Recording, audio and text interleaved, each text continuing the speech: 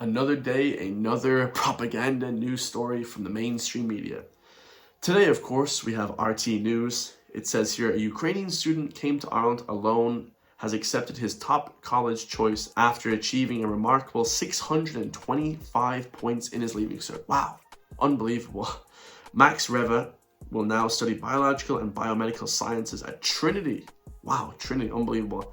After getting the maximum points possible in his exams. Max fled Ukraine shortly after the Russian invasion in 2022. He traveled to Romania and then to France with his mother before they parted ways in the airport in Paris. Paying tribute to his amazing foster family and brilliant teachers, he said, "In Ireland, you can feel safe and cared for. You can feel your potential being realized." Before I even judge this, guys, I want to watch it. I want you guys to watch it as well, because not a lot of people might have seen this. And it's truly remarkable. At the end, he says he's going back to Ukraine. He loves Ireland. He has an Irish accent, that whole thing. He loves the people here, but he's going back home to help his own country. This is a quite a powerful news story done by RT News. In Ireland, you can feel safe and cared for, and you can feel your potential being realized. My name is Max. I'm from Ukraine. I'm 18 years old, and I've lived in Ireland for the past 3.5 years. I arrived in Ireland as an unaccompanied minor. I was 15 years old in the Dublin airport, and I decided, I had to cop on straight away. I couldn't let it all loose and just be devastated emotionally. You have to gather yourself. We have a saying, gather yourself in a fist, meaning, to be stronger. I'd say the 15-year-old me at the time, he was a bit more afraid, a bit more shy, and over the past 4 years in this country, as you can hear, I have a little bit of an Irish accent at the moment, going on, and that is the result of being in this new country, that I've taken in some of the Irish values. I really enjoy the warmth of people here. They're always meeting you with a great smile. It's not fake. It's a small talk, but it's actually about you. It's connecting with others. I really love it about Ireland, and it changed me a lot. I got a bursary in Clongowes College. It was one August morning. My foster family just says, "Look, there is a letter for you," and that letter was from the headmaster of Clongowes, inviting me to study in Clongowes on the bursary. And I couldn't believe it. It was really over the moon. I spent the last 3 years in that school. Has given me friends, values, connections, education, everything, and that was definitely an important contribution to my leaving cert results this year, that I scored 625 points. It's a very special spot because this is to whom I owe my H1 in English, Patrick Kavanagh himself. Well, I mean, not himself, but his statue. I really love how he portrayed Ireland. He was just talking about ordinary people and how, life pours ordinary plenty, and that you can keep yourself going out of small little happy things that are happening with you daily. What's about to happen? Well, I think there is a message there. I have it here. CAO, my number, and it says you have received a CAO offer for course TR060. So I'm going for my biomed studies in Trinity. I'm very happy, actually. And I could accept it today. Trinity is a great place for studying. But I'm planning to go back to Ukraine in the end, because I think what I've learned here, it's very important to take this and put it to practice back home in Ukraine, to say, look, we can do some things better. And if I can do that, it will be because of my amazing foster family, brilliant teachers, great friends I've made, and my family back in Ukraine who have always been there for me. Now, before I even comment on what I really think about all this, okay, let's just go over a few basic points here. So we have an Eastern European guy, okay? Eastern European people, very strong, they're European, Slavic, whatever. They're from Europe, okay? Even though Ukraine is kind of part of Europe, it's not part of the EU. They're trying to join the EU. It's a whole thing. I won't even comment on that. But this kid comes here because of the war. Now, very powerful. Just the first thing I want to talk about straight off the bat, guys, the whole thing I watched, I was like, this kid is charismatic, funny, you know, seems like a nice guy, genuine guy, but what's his intentions here? Because if your intentions here just to come here and just live off the state and just whatever, just go to college here and then just get a job here and not give back or whatever, you know, he literally said perfectly at the end, I plan to go back to Ukraine though in the end and help bring the things I've learned here back home, guys. But the problem is, in Ireland 2025, we don't have that anymore. We have people coming from everywhere, okay, the whole world, and you know, 99% of the time they're not going to college. They're not contributing to the Ireland that we know of, society, culture, whatever. They're not adopting culture. They don't want to be from here. It's not like this guy, you know, even had a really thick Ukrainian accent. This guy speaks like an Irishman, you know. He loves the country, but even still, guys, he loves it so much. He said he understands, and this is very, very self-awareness, okay, because he's high IQ guy, 625 points. I only got flipping 300 points, you know, and I could be exaggerating by a few points there, okay?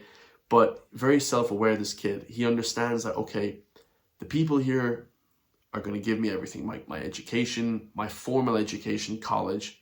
But after all that, I'm not just going to take here and compete with the rest of the people here. There's already a housing crisis. There's already lack of opportunity through jobs. I'm going to go back home. I mean, it's just unbelievable. When I heard that at the end, I was like, jeez, this kid is smart. You know, great guy. Now, obviously, guys, should we be, you know, taking in anyone? There's an argument for that as well. I would probably argue no. We shouldn't have any obligation to take in anybody. But if we, you know, if there was a couple people that would help give back to the country or whatever, you know, help give back to the European whatever, and I don't think we should be part of the EU. I think we should leave immediately. But if there's anyone that we were to help, quote unquote, and I don't think, like I said, we have to give anybody help, it would be somebody like this guy, not somebody coming from Roma Gypsy, Albanian countries, South Asia, war-torn parts of Africa, like, you know, one of these people coming over here and trying to get a job and doesn't speak English and doesn't integrate and doesn't like the place and is a different religion and hates Ireland and hates Christianity, like the whole just shit show.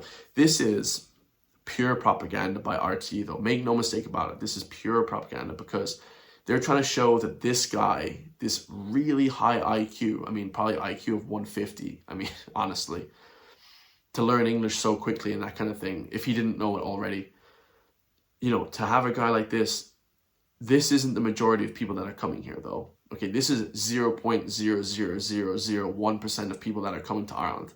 Okay, make no mistake about it, guys.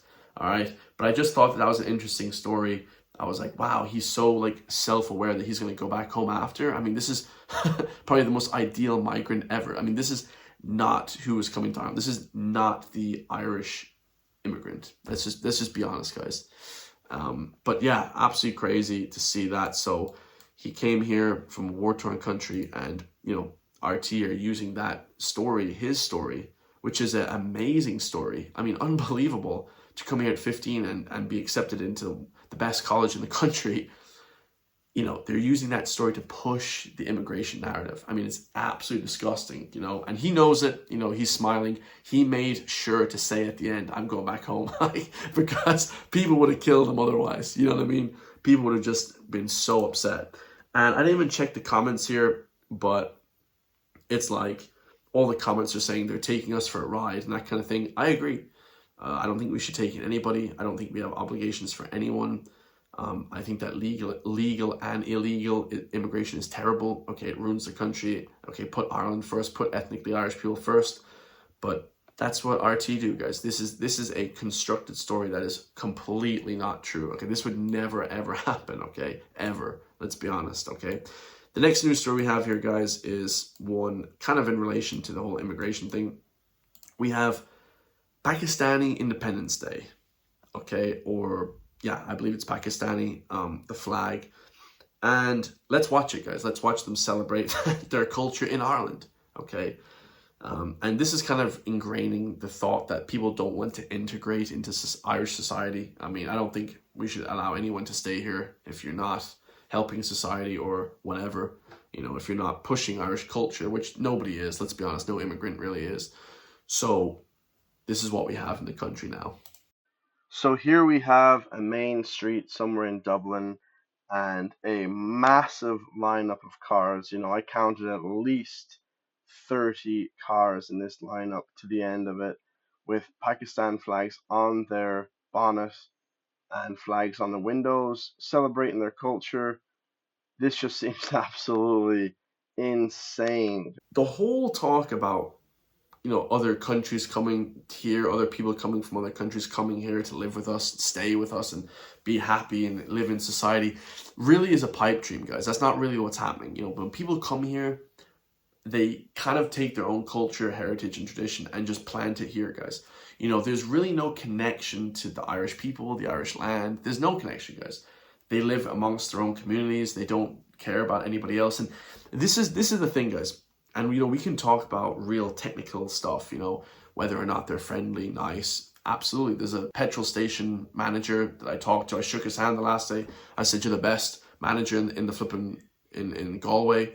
I don't even know the guy, but he treats me so well, gives me free stuff. He's super friendly. He has an Irish accent. He wants to integrate into Irish culture. But even then, guys, it's all good and well having people friendly. Oh, he's my great friend and all this. They don't value the country as much as your fellow Irishman. Like if someone was to invade, like it was Russia or something was to invade Ireland, which they wouldn't, but let's say some woke country was to invade Ireland, these people that are here that are, they love Ireland, they wouldn't fight and die for the country. Plain and simple, guys. And that's kind of the divide for me. Do you actually have do you have a tie to the country? It's less, maybe it is like you want to have the country mostly ethnically Irish people, absolutely. But it's also like, do you have any cultural ties to the country? Do you see yourself in other people? Like when you walk down the road, do you see yourself as a, camaraderie with your fellow Irish man? Like, do you see that? I'd argue that most people from Pakistan and stuff, whatever, they probably don't, guys, unfortunately. And it just is what it is, and it's sad, guys, because then there's just a complete divide, like diversity. It's just multicultural shit pot, multicultural shit, whatever. So it's just like a disaster on top of it all. That's my thoughts on that. I mean, do they have the right to celebrate their Independence Day? You tell me in the comments, guys. When I see like Brazilian people come here, I love Brazilian people. You know why? They come here, they don't give a shit about Brazil. They're like, they celebrate like in the clubs with their friends and stuff. But when they're working and stuff, they have the Irish flags here. They think they know where they're at. They know they're in Ireland.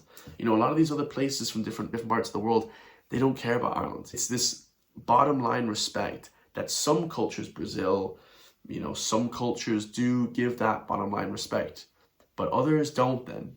And it's kind of like, where's that divide and should it even be allowed? And it's just a whole shit show, guys, in my personal opinion. So the last video we have here today is lady predicting blackouts ahead and explains how she's preparing. So this is an American lady talking about how movies give us everything we need to know about the future. So most people should know this by now. Most Americans know this, but most Irish people wouldn't. That's why I'm trying to wake up the Irish populace. Like, they put things in movies, these Hollywood movies, as sort of like trials and testers to the people. So it like tests the people, how they react before they actually, do it in real life. So normally like The Simpsons predict stuff, and it's like showing the public something before it actually happens. It's scary stuff, guys. It's sick, satanic occult rituals that they do. They show it to the public, they kind of give it like a tester, and then they roll it out then fully in real life. It's like turning a movie into real life. And that's what people don't understand.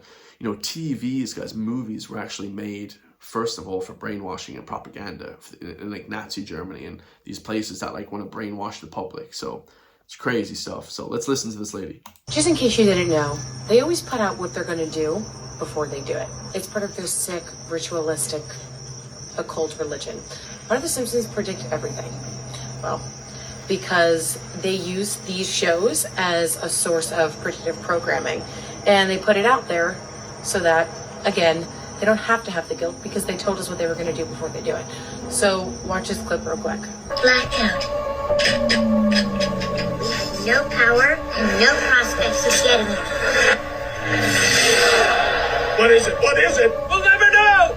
Don't worry, kids. The government will help. The government cannot help itself. Here's exactly what I love that, guys. That's a great clip, actually, from The Simpsons. Homer's like, don't worry, guys, the government will help, you know, and it's like, you know, and then it has the Mayor Quimbley. What's his name again? Mayor Quimbley.